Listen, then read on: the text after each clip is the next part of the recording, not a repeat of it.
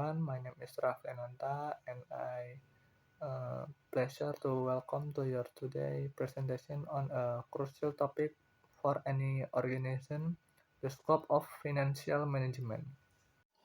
Definisi manajemen keuangan.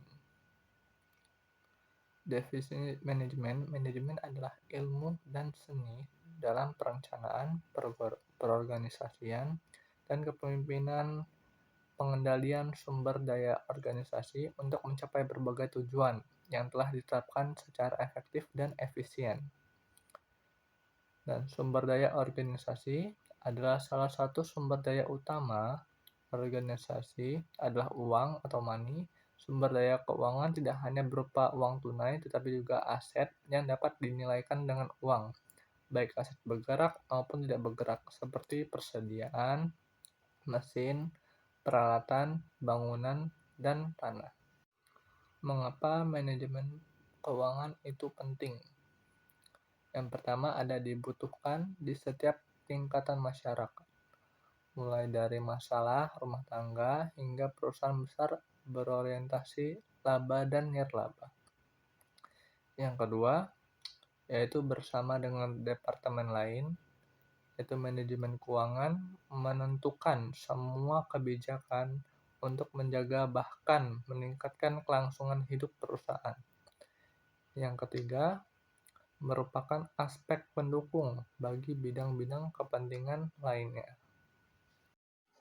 Tujuan keuangan perusahaan, yaitu yang pertama, tujuan normatif keuangan perusahaan adalah memaksimalkan nilai perusahaan, maximum value of the firm. Yang kedua, value of the firm adalah harga yang bersedia dibayar oleh calon pembeli apabila perusahaan tersebut dijual. Dan bentuk hukum perusahaan, legal form of business company. Bentuk yang pertama yaitu ada perusahaan perorangan atau self-proprietorship, dimiliki oleh satu pemilik. Keuntungan utama mudah dibentuk, tidak terlalu diatur oleh peraturan negara, dan tidak dikenakan pajak penghasilan perusahaan. Kerugian utama, sulit mencari tambahan modal kecuali dari pemilik sendiri. Tanggung jawab tidak terbatas, dan umur relatif pendek. Yang kedua ada persekutuan atau partnership. Dimiliki oleh 2 atau lebih pemilik partner, terdapat persekutuan umum dengan tanggung jawab tidak terbatas, dan persekutuan terbatas dengan sebagian mitra memiliki tanggung jawab terbatas. Keuntungan dan kerugian relatif sama dengan perusahaan perorangan.